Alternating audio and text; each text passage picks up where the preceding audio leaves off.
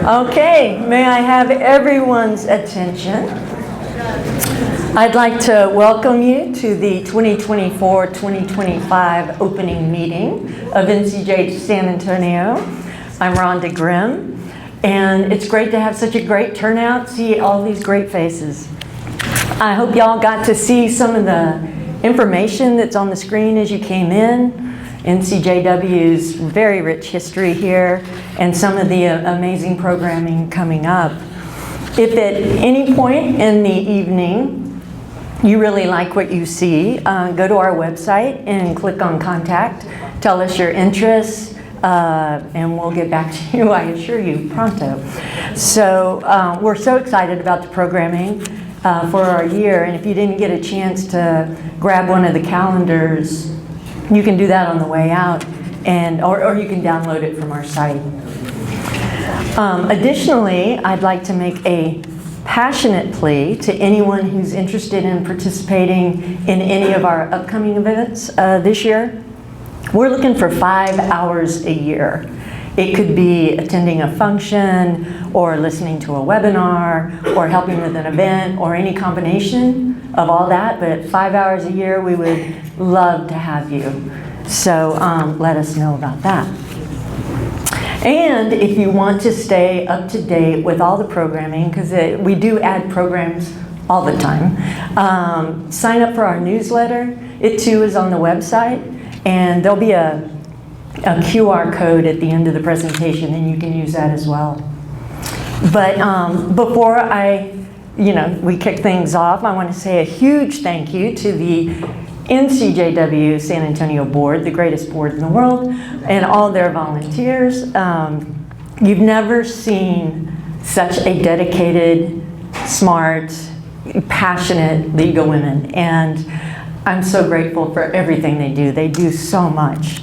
A special thank you to Ann Weiner for pulling together the logistics of this meeting. Well done. Linda Wolf for all this outstanding food that y'all have to keep eating. And certainly the campus staff, who always does such an amazing job. So just to kind of set the table, as I have been known to say, everything I learned about life I learned from Grey's Anatomy. And in one episode, Meredith is lamenting burnout. Put simply, she says, burnout comes from a deep imbalance. You're exhausted, depleted, you no longer have patience, pleasure, or serotonin. This is the end unless you turn it into something else and find your path to recovery. Pick the pieces you want from your life and find a new way forward. So, not unlike Meredith, I think we're all struggling with that feeling of exhaustion. The horrific events of October 7th, the heartbreaking struggles in Israel and Gaza, another hurricane, ordinary news, the election. It's just, so many of you, I'm sure, have the same feeling. It's like, isn't there something we can do? And that's kind of that's why we're here tonight. So it gives me immense pleasure to introduce our keynote speaker tonight, Jackie Nirenberg of the Anti-Defamation League in Austin. This part I'm about to tell you isn't part of her formal bio. I'll get to that in a second. But she's amazing. So as you know, we had to postpone our meeting from last month, but what you may not know is we did it because she fell and broke her arm. And so this is incredible. So she calls me basically as they're wheeling her into surgery. And she's mortified and so apologetic. And her first thought, she says, when she hit the floor was, oh no, NCJW's opening meeting. And I'm like, that's not what I'd be saying.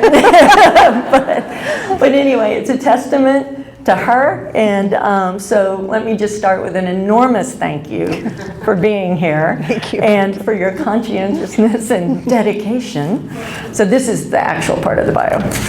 So Jackie Nirenberg is the regional director of the Anti-Defamation League in Central Texas, the daughter of a Holocaust survivor. She jumped at the opportunity to join ADL in the fight against anti-Semitism, hate, and extremism. Jackie has dedicated her career to social impact and community building. Prior to joining ADL, she served as the Director of Community Engagement for Capital Metro, Austin's transit authority, where, get this, she led the community engagement effort for a $7 billion light rail project approved by Austin voters in 2020. Her focus on reaching out to underrepresented communities was recognized by the International Association for Public Participation with the annual Project of the Year Award and by Women in Transportation Seminole International, who honored her with the WTS Rosa Parks Diversity Award and Woman of the Year in 2021. So, amazing, and I feel like a slacker. Okay, so Jackie also served as co-president of the National Council of Jewish Women Austin section from 2006 to 2010. She has a master's degree in journalism and a bachelor's degree in advertising from the University of Texas and has lived in Austin since 2003. Please welcome Jackie Nirenberg. Thank you. Oh, that's so sweet. Good evening, everyone. I told Rhonda, could we tell a better story of how I hurt myself? Because it was so dumb. Thank you so much for having me here. Thank you for being flexible with your schedule and having me again after I had to cancel. I really, really appreciate it. And it's just a pleasure to be here to speak with you. NCJW is an organization that I admire so much. It's right at the sweet spot of my values, doing the right thing, basically, and has been doing the right thing for over 100 years, which is just amazing. And I did not know until tonight that the San Antonio chapter was over 100 years old. That was news to me, and that's amazing. So Mazel Tov. That's astounding, a wonderful legacy. You're still going, you're still doing the things. There's still things to do, plenty of things to do. Austin just celebrated our 50th birthday, so I guess we're just a little teenager compared to you guys. So we have to have some things to learn from you. Anyway, my name is Jackie. I am the regional director for ADL Austin, which, by the way, is a region that covers San Antonio. I hate to use the word annexed. We took over San Antonio from the Houston office last year. And so I want to urge you that if there's an issue or request, or if you'd like us to come and speak to another group, we are available and ready to go. So just so you know that, and we cover all the communities between Austin, San Antonio, down to Uvalde, and up to Waco. So that's our region. All right, so I'm going to start. I know that we're trying to be hopeful tonight, and I believe in that. I think hope is really, really important, and being optimistic is very important. We're going to start with the bad stuff first, just to kind of tell you where we are. ADL does a lot of reporting and analysis on the current state of things, especially in terms of anti-Semitism. And so I'm going to go through some of that data now and a little bit about what's happened since October 7th, what we're seeing. And then I'll tell you a little bit about ADL and what we do and what we're doing in response to what's going on. And then I'll tell you a little bit about what you can do, too. And then Rhonda has some wonderful slides to talk you through some other wonderful solutions and how you can feel less helpless and more helpful, more plugged in, more doing something about the things that make us feel sometimes just overwhelmed. It's been a year. It's been a really tough year. So we just came out with the latest data on anti-Semitism incidents that have been reported to ADL since October 7th, 2023. And we reached 10,000 plus. This is the highest since we've been recording this back in the 70s. The surge is like nothing anybody at ADL, if you can imagine that, has seen before. So what we saw right after October 7th was really a seismic shift. I don't think anybody, and maybe you all were not as surprised, but even at ADL, we were taken aback on October 8th by the backlash, the vitriol, the utter hatred that was pouring out of our fellow neighbors here in the United States. It was so shocking and so destabilizing, right? And so what we saw from that seismic shift was the rise in extremism. On the left, of course, always on the right. We can't take our eye off that one, okay? A spike in anti-Islam, anti-Muslim, anti-Palestinian hate, as well as anti-Semitism, of course. And all hate is bad, right? If one group is being targeted, we're all suffering. And that's something we all have to keep in mind. We don't want to get into a zero-sum game mindset. And I see this happening in our own Jewish community, especially right after October 7th, that instinct to just like us and them. And I think it's really important for us to keep in mind that we are all human beings, and we all have a lot of outrage, and we're all channeling it in different ways. We have to give each other grace, and we have to care about one another. Very important. Of course, the rise of misinformation, propaganda, disinformation campaigns. By the way, a lot of people use misinformation and disinformation interchangeably. They're different. Misinformation is inaccurate, and we see more misinformation than we see disinformation. But disinformation is the malicious intent to spread lies and false information. Oh, I forgot, I have to lean in here. And then white supremacy activity, spike too. They love the chaos. They jump right on the bandwagon. Shortly after October 7th, we had are you all familiar with a group called the GDL? They parody the ADL, the Goyim Defense League. So it's funny, and they are very clever, and they have their own TV station on YouTube. They are very organized. They have a PR structure. It's really shocking. But shortly after October 7th, they did a banner drop in Austin on I-35. So this chaos that they're seeing, they love that destabilization. The fact that they're separating, the Jewish people are getting separated from other progressive groups, they love it. So we've seen a lot of that as well. I mentioned 10,000 incidents. That's a 200% increase in the anti-Semitic incidents in the United States since October 7th. We had a 63% increase in anti-Semitic hate crimes according to the FBI's latest hate crime report. 400% increase in anti-Semitic incidents on 360 college campuses across 46 states in the District of Columbia.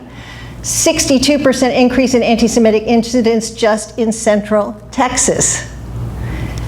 The majority of these were harassment incidents, whether they were from the white supremacists or from some of the protesters and activists who were protesting not only the war, but actually, spouting a vitriolic anti-Semitic rhetoric in many cases. So ADL also does a report on anti-Semitic attitudes in America. And this is not related to October 7th, but I think it's a really interesting statistic because we've seen a rise in the number of people that believe anti-Semitic tropes. Some of that is because as we move further and further away from the Holocaust, younger people are less and less exposed, which is why the Holocaust Museum here is so important, right? And so the last report that came out in 2024 found that 24%, nearly one-fourth of Americans believe 6 or more anti-Jewish tropes. That's the highest level we've seen in 30 years. So there's this going on at the same time, and it's adding to the problem of anti-Semitism. just to show you what that looks like, what the stats look like over 10 years. I mean, it's really, it's a shocking thing to see in a graphic form. So I want to talk a little bit about understanding anti-Semitism, because it's not like other forms of hate. It has its own unique qualities, okay? For one thing, it's the world's oldest form of prejudice. We should be so proud of that. It's been around for a long time.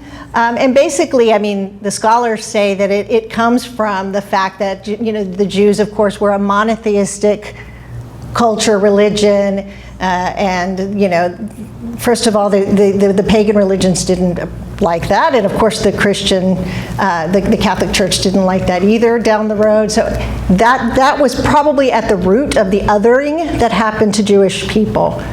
It often takes the form of scapegoating, which is really interesting. And I think another group that has this happen as well is the Asian American group here in the United States tend to be scapegoated as well. So it's an interesting parallel.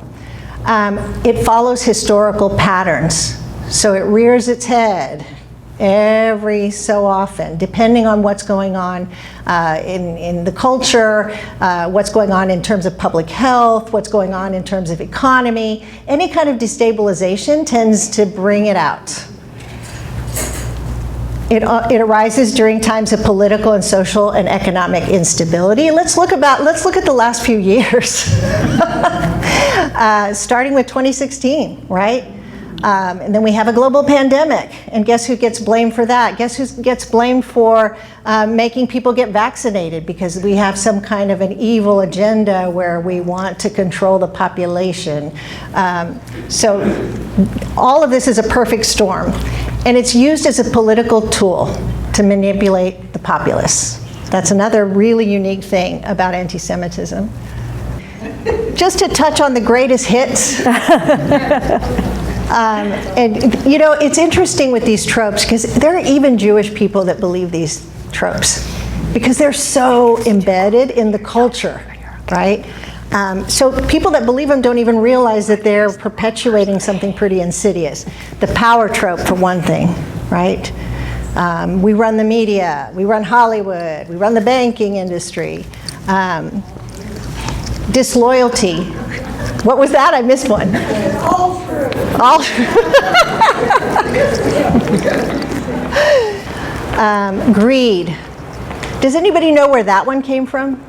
Because that's a really deep-seated one. Money lending, right? And so the church, it was a sin to lend money, right? And so Jewish people were not allowed to do a lot of professions. So that was one thing that Jewish people could do, and that's kind of how that was born. Deicide, that we killed Jesus. I grew up in Brownsville. I did not experience anti-Semitism, which was really amazing. In fact, when people learned that we were Jewish, it was sort of a reverence. The Catholic community in particular felt a reverence for the Jewish community. But they all thought we killed Jesus. The blood libel, this one is so creepy, and it kind of reminds me of those the conspiracy theories about Hillary Clinton and the Democratic pedophiles and all that. You know, it's the idea that, or the belief that we drink the blood of Christian children and use it in our ceremonies at the Seder and so on. It's actually like shown up in anti-Zionist material as well. The denial is not a trope as much as it is that we're making up the Holocaust. We're making it up so that we can gain favor, so that we can get more control, so that we can have more power, so that we can have more money. And then, of course, the modern anti-Zionism, which is, you know, the wave that we're experiencing right now, which is putting us all in a very uncomfortable, very difficult, very conflicted position. I know for me, it's been a year of just whiplash of what to believe and how to talk about it, and it's been so challenging. And we see this, we were just talking about this earlier, at Austin City Hall. I don't know if it's happened here in San Antonio, but Austin City Hall, every time we have a city council meeting, we have the most vitriolic demonstrations you can imagine, and they sign up to take all the speakers' slots. We have a group of community members who volunteer to sit and stomach this because we want to have a presence, and they call us murderers and they spit on us. It's like I could never imagine that my neighbors in Austin would do such a thing. It's unbelievable. So anti-Zionism has become the greatest threat, I think, today in the United States to the Jewish community. All right, but back to the white nationalist. Remember I told you don't take your eye off that one. So that's always a problem because anti-Semitic propaganda incidents in 2023, the last time we did the audit of those, was up by 30%. There were 282 documented white supremacist events in 2023, and that was a 63% increase over the year before.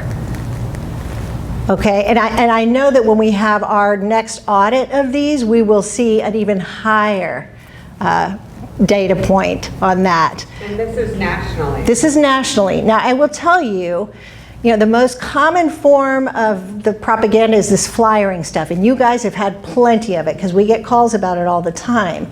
Austin actually now ranks number 3 in the nation for those flyering events.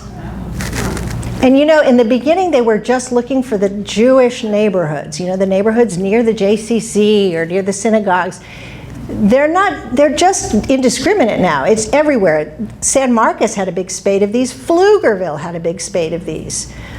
So it's just become a bigger and bigger problem. And one of the things that ADL is working on, which I'll jump the gun and talk about this, but we are talking to our local council members and mayor about possibly proposing an ordinance, an anti-flyering ordinance, where the city limits the time when that can be legal. So in other words, the night hours, if somebody does that, and if a Ring camera catches you, you're going to get fined for every flyer that you drop. So we're hoping to make that happen. If it works in Austin, maybe we can make it work in San Antonio too. This is our own backyard. This is 2021 in Austin. We had the arson at Beth Israel. That sanctuary is still not usable. So they're still having high holiday services off campus. This is our own backyard. This is I-35. And then yesterday we had the same thing happen with anti-Zionist banners being dropped as well. But these are really insidious. And I'm sure that many of you, unfortunately, have probably seen the little baggie with the rocks, or sometimes they put like corn in them so weighting down the flyers. Okay, so what has ADL done since October 7th? So one of the things that I love about this organization is its agility. To be able to pivot and change direction and attack a problem in real time. We're very agile that way. It also means it's a really hard job. It is, we have a saying that ADL stands for all day long. Because it is non-stop. But the reason is we have to be ready to address things as they happen. And these days things are happening faster and faster and coming from so many directions. So one of the things that we did was we came out with a campus report card last spring. As the demonstrations started to show up on campus, and more Jewish students were calling into ADL or filing reports with ADL saying, I'm being harassed, my dorm door has been vandalized, they're following me to class, and so we decided to take a look at campuses to see what they do to make Jewish students feel belonging. And this could be serving kosher food at the dormitory cafeteria, or it could just be, we have a Hillel. We had all kinds of variables that we measured for the index of this. And I will tell you, UT Austin scored pretty high. I think the only school that scored higher, there were 2 schools that scored higher, Brandeis, which makes sense, and Wash U, which also makes sense. So UT got a B, in case you want to know. So there's a little room for improvement. But I will say that the campus has been, the president of UT and his administration have been tremendously open to our outreach and open to our resources that we offer and guidelines for how to manage the situation. So we've been really happy. And in fact, the president of UT, Jay Hartzell, will be speaking at ADL's event on Monday. By the way, you can still go to the Golden Door if you happen to be in Austin. That'll be Monday night. We've offered, as I mentioned, guidance to colleges and universities. Some administrations have been open, others have just crickets, you know. I will say that presidents of universities have been in the most impossible of situations this year. Catapulted into the national spotlight, put on display in a congressional hearing. You know, did they mess up? Did they say the wrong thing? Yes, but you know, they were all coached by the same kind of legal team and they were told to say what they were supposed to say. My heart went out, honestly, to all the presidents of the universities because this really caught them off guard. We also started a legal hotline called CALL, which is College Anti-Semitism Legal Line. And since we established that, I think that was established in January of this year, we've had over 800 calls to our CALL line for legal assistance.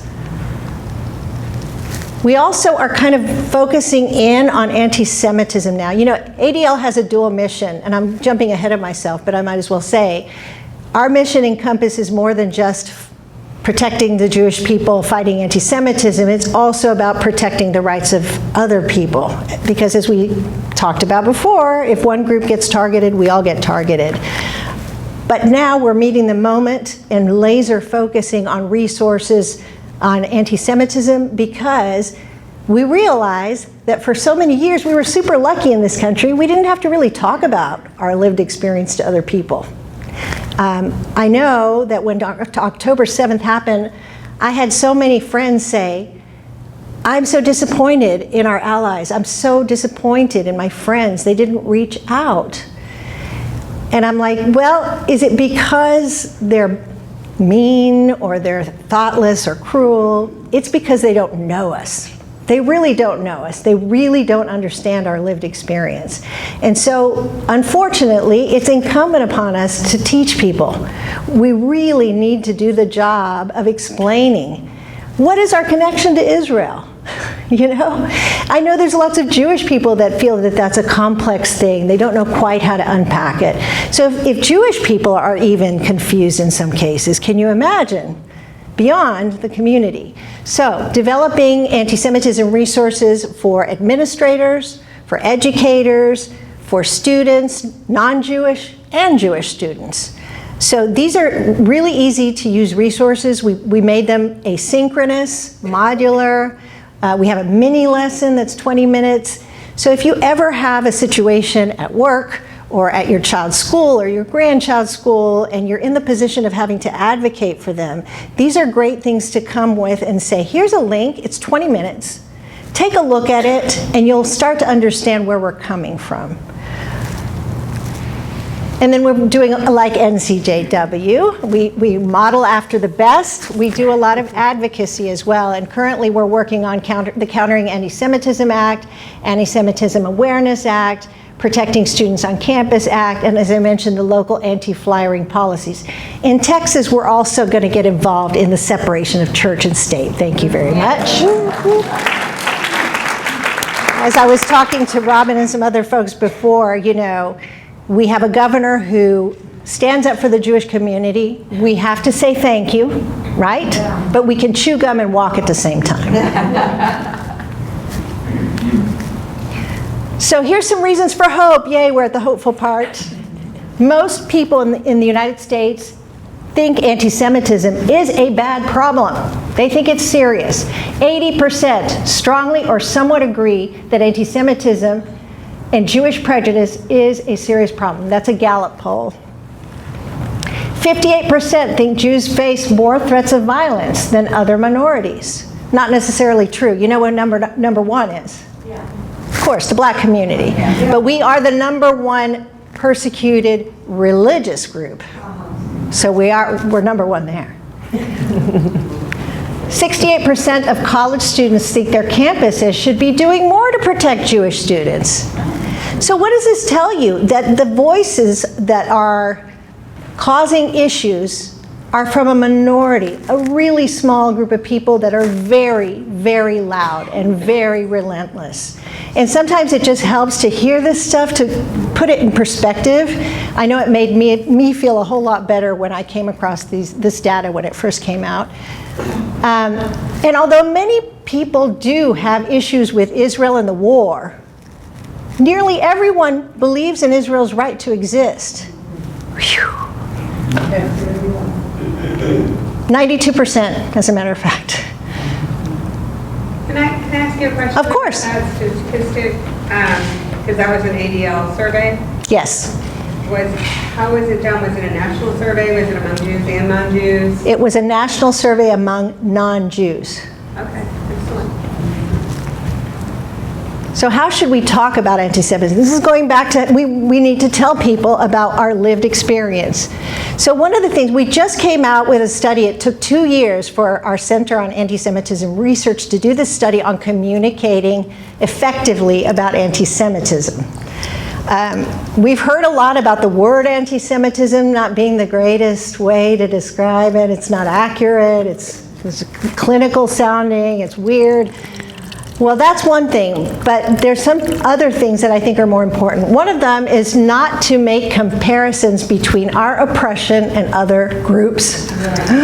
No oppression Olympics. It's not a good look. You know, there's a tendency also during this time to really toot the horn about, look at Israel does this in our technology and this, and we changed the world here, and we're open to LGBTQ+, and da-da-da-da, which is all beautiful. But it's not solving the issue. It's not doing us any favors in this particular conversation when we're trying to educate people about what we are living through. So instead of using the words, anti-Semitism for one, talk about your stories or the stories of people you know, your children's stories, because it's all about humanizing this experience. A couple of things about words. We talked about anti-Semitism, the word being sort of arcane, academic, inaccurate. You know, a lot of people are saying anti-Jewish hate. I've heard people say Jew hate, which I don't like. I don't know why. I don't like that. It sounds awful. But anti-Jewish hate is a very common one. But instead of using the words, the labels, talk again about the experiences and how they made you feel, how they made the people you love feel. Zionism or anti-Zionism. Unfortunately, Zionism the word has been co-opted, whether we like it or not, and it carries a bunch of baggage now. And so instead of using the word Zionism to talk about our love and reverence and connection to the state of Israel, talk about your belief of why the state of Israel is important to our people. You know, I can talk about my father's story, you know, and the need to have a safe place to be. And I would also recommend reading up on Israeli history because there's so many layers, historically speaking, so many layers. We're not going to get to the bottom of it with the person we're talking to in the moment, but it's good to have it in your head and understand and feel confident that your belief system makes sense. So just share stories about your connection to Israel. All right, a little bit about ADL, and then I'm going to hand it over to my friend Rhonda. So our mission is to stop the defamation of the Jewish people and secure justice and fair treatment to all. We are a 111-year-old organization, so we're a little younger than NCJW. And we use a multi-pronged approach. I mentioned our agility, the nimbleness is very important. So the first thing we have that's sort of our center of our locus of energy is our 3 centers at our national level. The Center on Extremism, which all they do is monitor extremism 24/7. And they're each assigned certain crazy groups. And it's just like, that's all they do. They monitor online all day, every day. We just had a speaker from COE, we call it, come and speak to our law enforcement community in Austin last month about election extremism. It was fascinating. Not as organized as it was in the last election, just that should make you feel a little bit better. So insurrection-wise, apparently, there's not a lot of chatter about that kind of thing. The Center for Technology and Society is working with technology companies to try to take responsibility for the hate speech they help propagate. It has been an uphill battle, to say the least. But they do a lot of research in this area. They also do research on the radicalization of young people who get radicalized, for example, in gaming. Online gaming is a very easy place for young, lonely, disconnected youth to be radicalized by extremist groups. Center for Anti-Semitism Research, which you've seen all the data today. We have an advocacy arm, our national affairs team. Education and training. You may have heard about a program called No Place for Hate. In fact, most people don't know that No Place for Hate is ADL. They just think it's just No Place for Hate. And unfortunately, right now in Austin, there is a campaign to get No Place for Hate out of the schools because it's associated with ADL. Which is really, it's shocking that this is a program that teaches the opposite of that. It's just amazing. So we also have training for educators and administrators. We do college student education. And we also do law enforcement. Robin and I were just talking about a possible collaboration because we've been taking Austin cadets, police cadets, every year to the Holocaust Museum in Houston, which is a trek, you know? I mean, Kenny and Ziggy's is good, but not that good. So we're going to talk to the museum here and see what we can do about, and then we also provide law enforcement training on hate crimes and extremism. We had, year before last, we did a symposium with the FBI for small and rural community law enforcement because they don't have the resources or exposure to extremist information or hate crime information. So that was really something. We did this in San Marcos, and we had people who came from as far down as Eagle Pass. We offered continuing education credit. And the whole room was filled with cowboy hats. It was crazy. And we were like, okay, this is something, this is good, we're doing this, this is good. We also do incident response. It's a big part of what we do, actually. This is, our every day we field incidents from people. We get all kinds. And what I want to tell you is don't ever worry about whether it is egregious enough to report. We'll decide that. We have people who triage this stuff, and somebody will respond, we'll talk it through. If we have resources to share in this particular incident, we will share them. If you need our help connecting with somebody, we can do that.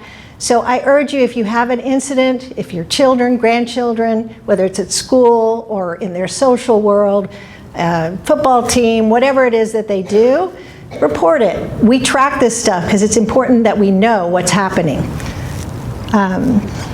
And community engagement, that's what we're doing here tonight.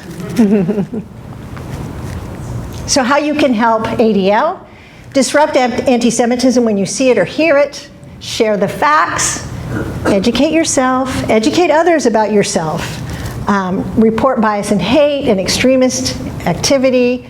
And you can also donate if you want to. We'll take it. So that's what I've got. I'm going to call Rhonda up now. Cool. And thank you so much. Welcome. I'll stay. Let me stay up here. Yeah. We actually, if you could, we'll keep the lights off, and we're just I'm gonna give you a little bit more hope, okay? Yay. And then we'll do a Q&A. But I want to kind of bring it a little bit more local now that we have all this stuff, and Jackie and I have been working on this at this San Antonio level. And I was coming home from Denver. It was funny. I love this shot. I was at the gate, and it is so true. A house divided, cannot stand. I liked it, so I put it in. But one of the things we've been talking about a lot is, you know, where you have anti-Semitism, you know, let's just say that's the tip of the iceberg.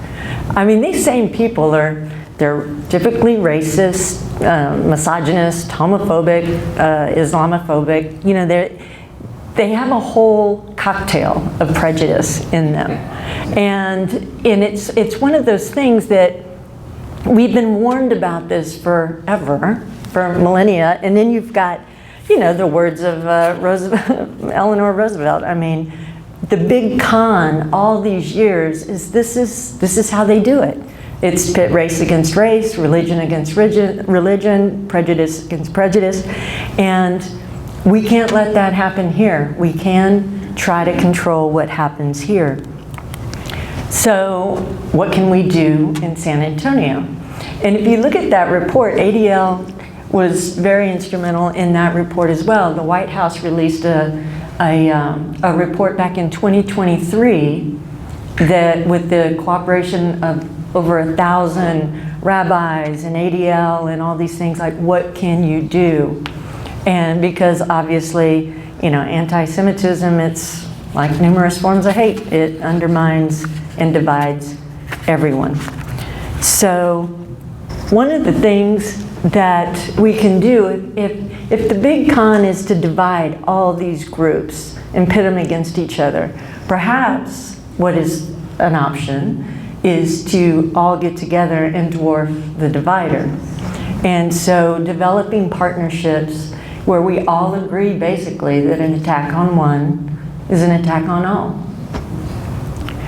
So you can create opportunities for non-Jewish and Jewish communities to work together. There's so many of these programs going on. You can build relationships across faiths. You can interact, because basically, and this was another study, 73% of people who know someone who's Jewish says anti-Semitism is a problem, compared to 59% who, you know, don't know anyone Jewish. So it's really starting to look at those interactions together. So one of the things, after the 2023 program on what to do about anti-Semitism, they also released a toolkit, a community toolkit, and had lots of great suggestions and highlighted what other communities are doing. So I'll go through these real quick.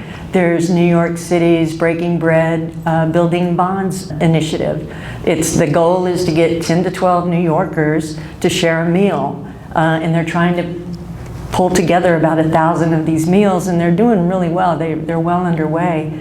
But just to have a conversation and talk about shared values. There's the Jewish and Muslim Day of Community Service down in St. Louis. We've got, this is hard to see, but a program called Rekindle, where you've got Black-Jewish dialogue and celebrating some of the similar types of holidays, and of course the great work that JCRC and Jewish Federation do with the annual Hanukkah dinner with the Catholics. The Bond Over Sports, this is cool. In Philly, they have basketball camps for different community kids across all cultures, all faiths, and they get together for sports. There's an open house in Chicago. They have for Baha'i, or in New York, they have the annual Sacred Sites open house where they'll open up different churches so that people can come and visit across all different cultures. The Unity Walk, let's see, there's book clubs. So there's all kinds of great stuff. The Mustard Seed Project that builds bridges between American Muslims and evangelical Christians. So, and then I love this one, the Not in Our Town. It uses film to highlight prejudice and talk about, get different communities together and talk about hateful acts and hashtag Not in Our Town. So it really is, the bottom line on all this and the theory behind it is, it's hard to hate someone you shared a meal with, and it's hard to hate someone who helped you win a soccer game. So that is one of the things that seems to be really hopeful, I think, is the fact that San Antonio San Antonio is awesome. I mean, it does so many things. The mayor, he was talking on Ann Helmke's meeting intersection. She does this incredible program. He presented, and he's so proud of like the equity framework, where we are looking specifically at equity housing, healthcare, and transportation that crosses across all kinds of underserved communities. We are one of the, I think we were one of the first Compassionate USA cities, and that is in its 10th year, and there's over 300 of them, and they do this kind of work. They do this community building. There is Courageous Conversations, again, Ann Helmke, because she's the religious liaison at the government level, and there's a position like that. And she does amazing work across all these groups, and yeah, having difficult dialogues, and like what Jackie was telling us, how to address those and how to have those kind of conversations. There's this other thing, the Human Flourishing Study. San Antonio is a pilot for this because it's a big grant, big program that they are taking the 6 qualities that it takes for humans to truly flourish. And it comprises 6 different areas of life. Because of San Antonio's demographics now, the U.S. is going to mirror that same demographic spread in, I don't know how many years, but say 20 years. And so they're doing a pilot of what does it take? What does it take for humans to flourish? And San Antonio is the model city. So, and then I just found out about this today, you know, tackling toxicity, cultivating civility. There's so much good work going on. Like I said, JCRC, JF, you know, Federation is all in the thick of it. Temple Bethel's doing some great work, Agudas, of course. And then there are so many other areas within the city where those conversations have begun. So anyway, he said this the other day, is like, make compassion an explicit part of our values, and so much of that is just connecting with each other.